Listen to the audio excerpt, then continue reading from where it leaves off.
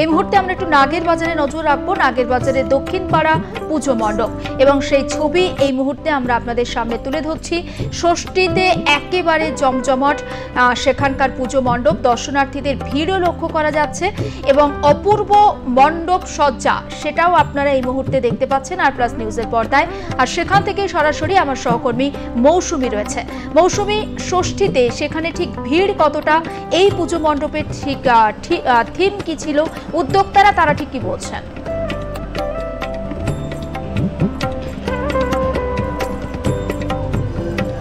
একেবারেই জুলেখা, আমরা তীব্র যানজট এবং সেই যানজটকে অতিক্রম করে ইতিমধ্যেই নাগের বাজার দক্ষিণ পাড়ার পুজো মণ্ডপে উপস্থিত হয়েছি এবং এখানে এসে একটা অদ্ভুত ভালো লাগা কাজ করছে। কারণ এদের যে কনসেপ্ট, সেই কনসেপ্ট হচ্ছে গিয়ে বা থিমের যে বিষয় সেটি হচ্ছে প্রবাহী। সব কিছুর মধ্যে একটা প্রবহমানতা রয়েছে। আমাদের জীবনে জন্ম থেকে মৃত্যু পর্যন্ত বয়ে চলা রয়েছে এবং সেই বয়ে চলার মধ্যে আমরা অনেক বাধা বিপত্তির সম্মুখীন হই, কিন্তু সে বাধা বিপত্তি একসময় কেটে যায়।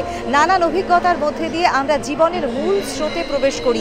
সেই ধারণাকে নিয়েই বা সেই কনসেপ্টকে নিয়েই কিন্তু দক্ষিণ পাড়ার এই পুজো মণ্ডপকে সুন্দরভাবে সাজিয়ে তোলা হয়েছে। অপরূপ সুন্দর ভাবনা এবং অপরূপ সুন্দর কারুকার্য রয়েছে। বলা যেতে পারে থিমে অভিনবত্ব রয়েছে মাতৃ প্রতিমার মধ্যে, তার রূপের মধ্যেও সেই অভিনবত্বের ছোঁয়া রয়েছে। আমরা দেবী দুর্গাকে দেখছি এবং সেখানে কিন্তু তার সন্তান সন্ততিদের নিয়ে তিনি যথারীতি এই ধরাধামে অবতীর্ণ হয়েছেন এবং এই 4টে দিন সকলে মিলিতভাবে আনন্দ উপভোগ করা। কিন্তু এই ভাবনাটা যার মস্তিষ্ক প্রসূত, আমরা একটুখানি কথা বলার চেষ্টা করি। শিল্পী রয়েছেন আমাদের সঙ্গে, আপনি দেবাশিস দা, এই কনসেপ্টটা পুরো আপনার মস্তিষ্ক প্রসূত বলা যেতে পারে। ঠিক কোন ভাবনা থেকে এরকম ভাবে সুন্দর করে সাজিয়ে তোলার একটা পরিকল্পনা করলেন? ভাবনাটা আমি এখানে পরপর 3 বছর কাজ করার পরে আমার এই ভাবনাটা এসছে। মানে জীবনটা আমাদের প্রত্যেকেরই জীবন একটা প্রবাহমান যাত্রা, যে যাত্রায় আমাকে বয়ে চলতে হয় এবং সেখানে যতই অবস্ট্রাকেল থাকে সেগুলো ভেদ করে আমাকে বেরিয়ে যেতে হয়, এগিয়ে যেতে হয়। এই এগোনের রাস্তাটাই আমার এই প্রবাহী। আমি মণ্ডপের শুরু থেকে, মানে গেট থেকে যদি আমি দেখি, একটা ঘণ্টার ধ্বনিকে অনুসরণ করে আমি এগিয়ে এলাম। তারপরে আমি একটা র্যাম্পকে ভেঙে দিয়েছি, যে র্যাম্পকে যেখানে এখানে দেখানো হয়েছে প্রত্যেকটা পাবলিক যারা আমার এই মণ্ডপটা দেখতে আসছে প্রত্যেকেই একটা পারফর্ম করছে। এই পুরো পারফর্মটা মায়ের চোখ দিয়ে দেখা। যেখানে আমরা মাকে দেখতে আসি সেখানে মা আমাদের দেখছে, সেই চোখ দিয়ে আমি এই প্রবাহমান যাত্রাটা তৈরি করেছি। এখানে মেন আইকনিক যে জায়গাটা হলো আমার এই র্যাম্প, যে র্যাম্পের মধ্য দিয়ে কোনো বাধা, এন্ট্রান্সটা খুব সুন্দরভাবে কিন্তু একটা গ্যালারির মতো করা হয়েছে, যেখানে স্লোপিং এর মধ্যে দিয়ে কিন্তু সকলে ধীরে ধীরে এগিয়ে আসছেন, একটা প্রবাহমানতায় আসছেন। কোনো অবস্ট্রাকেল কিন্তু নেই, না কোনো অবস্ট্রাকেল নেই। আর যদিও বা কোনো অবস্ট্রাকেল আসে সেগুলোকে ওভারকাম করে আবার নতুন করে সে আবার তার গন্তব্য জায়গাটাকে চলে যাচ্ছে। এইভাবে পুরো ডিজাইনটাকে ভাবা হয়েছে। এবং আমরা যে বিভিন্ন জায়গায় দেখতে পাচ্ছি যে ধরনের কনসেপ্টটা নেওয়া হয়েছে সেটার ভাবনাটা অ্যাকচুয়ালি প্রবাহীর সঙ্গে রিলেটেড যে অবজেক্টগুলো বা যে এলিমেন্টসগুলো সেগুলো এখানে ব্যবহার করেছে। যেখানে একটা জল ব্যবহার করা হয়েছে যেটা প্রবাহমান, এখানে আলকাতরা এবং জল মিশিয়ে একটা লিপ করানো হচ্ছে এবং সেটাকে ওয়াইফার দিয়ে কাটা হচ্ছে। কিন্তু সেই যে লাইনেও জল বইছে আবার সেই লাইনেই আলকাতরা বইছে, সেই যতই কাটা হোক কিন্তু সে তার লাইনটাকে মেনটেন করছে, সে লাইনেই বয়ে যাচ্ছে। এইভাবে পুরো প্রবাহীটাকে আমি এখানে লিঙ্ক করেছি। এখানে যাই দেখতে পাচ্ছেন পুরোটা একটা ট্রান্সপারেন্সি ব্যাপার। মানে প্রবাহীর মধ্যে কোনো অবস্ট্রাকেল হওয়ার কথাই নয়। মানে দৃষ্টিটা যত দূর চোখ যাবে আমি তত দূর দেখতে পাবো। পুরোটাই একটা ট্রান্সপারেন্সি জার্নি। আমি একটার ভেতর দিয়ে আরেকটা, তার ভেতর দিয়ে আরেকটা, সেটা আমি দেখতে পাচ্ছি। এইভাবে পুরো ডিজাইনটা। হ্যাঁ, মাতৃ প্রতিমা যেটা বলা হচ্ছে, যে মাতৃপ্রতিমার যে চুলটা আমি সেই প্রবাহীর মতন যেটাকে একটু উড়িয়ে দেওয়া হয়েছে।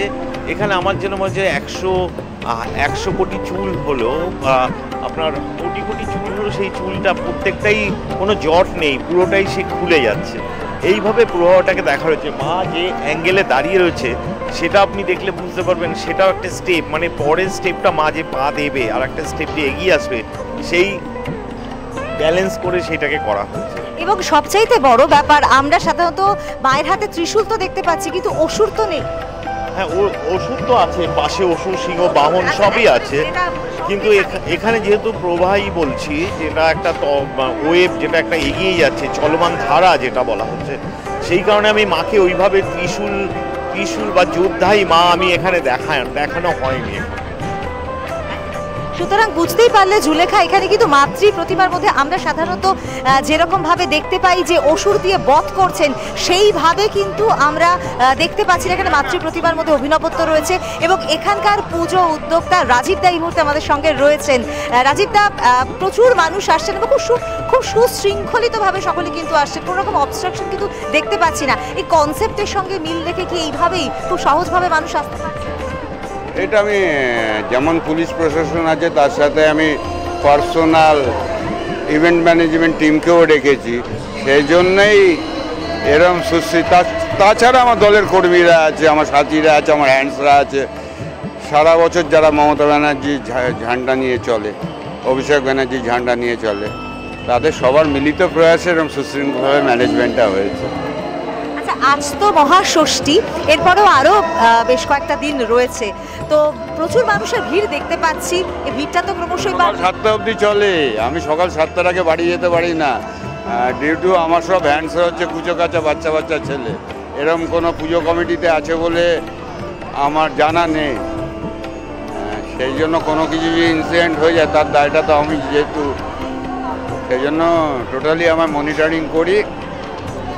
আর মানুষের ঢল তো তোমরা দেখতে পাচ্ছ, আমি কেন বলবো।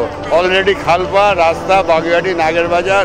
আমি আবার আমার লিডার এক্ষুনি একটু আগে ফোন করলো, পুরো জাম হয়ে যাচ্ছে।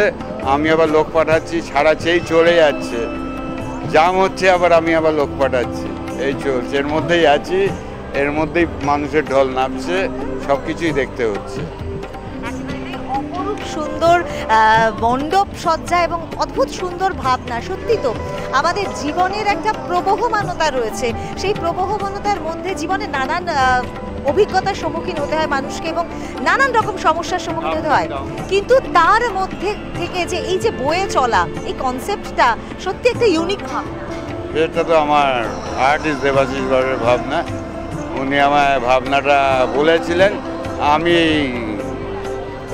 পুজোর বাজারে যবে থেকেই নেমেছি, আর্টিস্টের ব্যাপারে আমি নাক গলাই না। আমি শুধু বলি দি বেস্ট আপনি দিন, ব্যাকআপটা আমি দেবো, যেভাবে ওকে দেবো, এটাই আমার কাজ। কারণ যেই জিনিসটা আমি জানি না, সেই ব্যাপারে মনে করি না যে কোনো মানুষেরই ওই ব্যাপারে নিজে নাক গলানো উচিত। নাক না গলালে কাজটা আরও ভালো হয়। ভুল বললাম? আমি তোমার অ্যাঙ্কারিং করো, তোমার প্রফেশন, আমি নাক গলাই তোমাকে, আমি যেটা জানি না তোমার ভুল ধরি বা খারাপ ধরি, আউটসুইং ইনসুইং মারি, কাজগুলো ভালো হয়। এটা আমার পার্সোনাল অভিমত। ধন্যবাদ দাদা, খুব সুন্দরভাবে দাদা বুঝিয়ে দিলেন যে সত্যি মানে আর্টিস্টকে, যে শিল্পীকে, তাকে তার স্বতন্ত্রতা দেওয়া হয়েছে এই মণ্ডপ সজ্জার ক্ষেত্রে, তার ভাবনার ক্ষেত্রে, এবং সত্যি একটা ইউনিক ভাবনা। এবারে আমরা একটু কথা বলার চেষ্টা করি, এখানে অগণিত মানুষের ভিড় রয়েছে, একটু আমরা কথা বলার চেষ্টা করি তাদের সঙ্গে, ঠিক কেমন লাগছে এখানকার কনসেপ্ট। আমরা একটু কথা বলবো, এখানে যারা উপস্থিত রয়েছেন, অনেক দর্শকরা রয়েছেন।